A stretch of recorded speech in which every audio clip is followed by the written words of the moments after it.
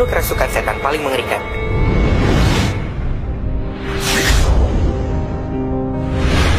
Dari semua kasus kerasukan yang pernah Anda lihat, baik itu secara langsung ataupun tidak langsung, itu semua belum apa-apa dibandingkan dengan beberapa kasus kerasukan ini. Beberapa orang ini mengalami kerasukan yang benar-benar mengerikan, seperti melayang di udara, menggerakkan benda dengan isyarat, dan bahkan melakukan pembunuhan tanpa disadari. Julia.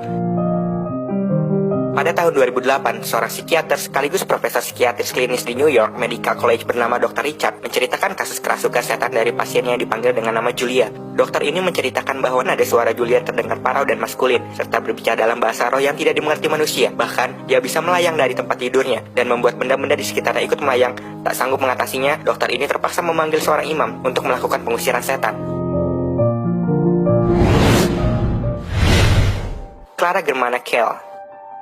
Seorang gadis Afrika Selatan bernama Clara ini mulai menunjukkan tanda-tanda kerasukan setan pada tahun 1906.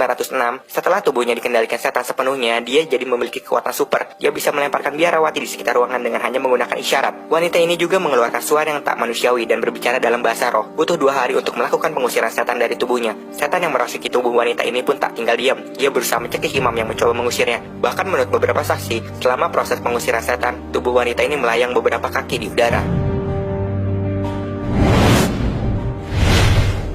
Keluarga Perron.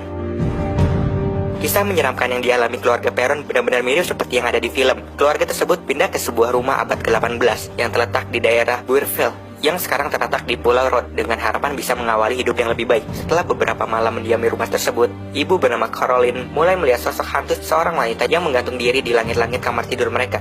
Suasana makin mencekam ketika Caroline mulai bertindak aneh, berbicara dengan suara seperti setan dan mengeluarkan kekuatan tak manusiawi. Kemudian pihak keluarga memutuskan memanggil paranormal untuk melakukan pengusiran setan. Akan tetapi, paranormal yang melakukan pengusiran setan dari tubuh Caroline gagal melakukan tugasnya. Sementara itu, tidak diketahui secara detail apa yang terjadi pada keluarga tersebut pasca kejadian itu.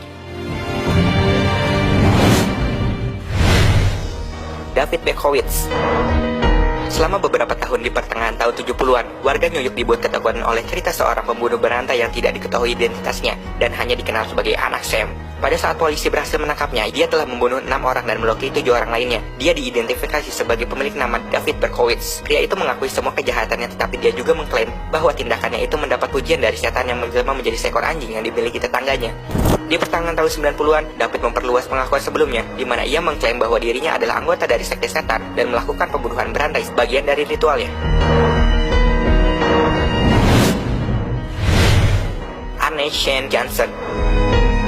Seorang pria bernama Anne Shane Johnson mencoba menggunakan metode kerasukan setan sebagai sarana pembebasan saat menjalani persidangan di Connecticut pada tahun 1980. Cerita mengerikan ini dimulai dengan seorang anak berusia 11 tahun bernama David Lazel yang tinggal bersama Johnson. Bocah itu mulai melakukan tanda-tanda kerasukan setan seperti mendengar suara aneh, tanda aneh yang muncul di tubuhnya, dan melihat penampakan makhluk tak kasat mata di rumah mereka. Elizabeth Knapp. Elizabeth Knapp adalah seorang wanita parubaya yang bekerja sebagai pembantu rumah tangga pendeta Samuel Willard, dan pada Oktober 1671 dia mulai menunjukkan perilaku aneh dan mengeluh karena tubuhnya terasa sangat sakit. Menurut Elizabeth, tubuhnya mulai kerasukan ketika dirinya dikunjungi oleh iblis suatu malam.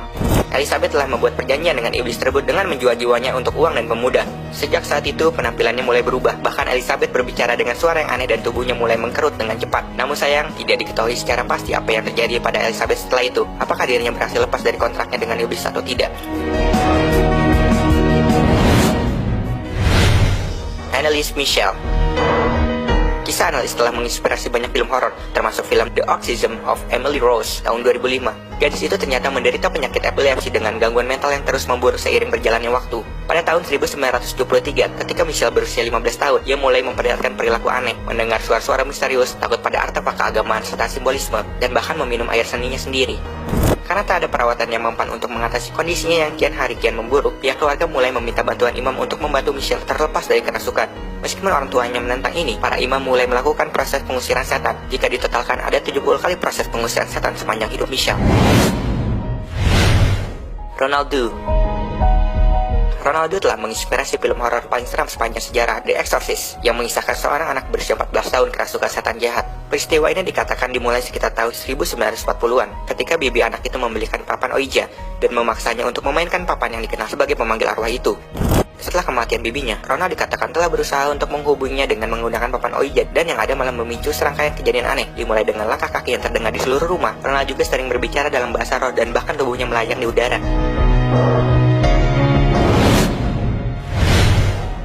Anna Eklund. Anna Eklund adalah seorang gadis dari Iowa yang dibesarkan sebagai seorang Katolik yang taat. Bagaimanapun, ayah dan bibinya adalah praktisi ilmu sihir dan mengutuk gadis itu. Pada usia 14 tahun, Anna mulai menunjukkan tanda-tanda kerasukan setan, termasuk takut melihat artefak agama dan tidak mampu masuk gereja. Pengusiran setan pertama terhadapnya dilakukan pada tahun 1912 dan berhasil. Namun, tak lama setelah itu, tubuhnya kembali lagi kerasukan setan dan banyak orang yang percaya bahwa setan yang merasuki Anna adalah setan yang merasuki Anneliese Michel.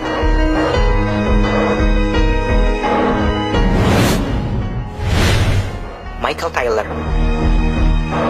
Tyler dan istrinya Christine menjalani kehidupan mereka dengan damai di kota Osset, sampai istrinya merasa cemburu dan menuduh suaminya telah berselingkuh dengan seorang wanita bernama Mary.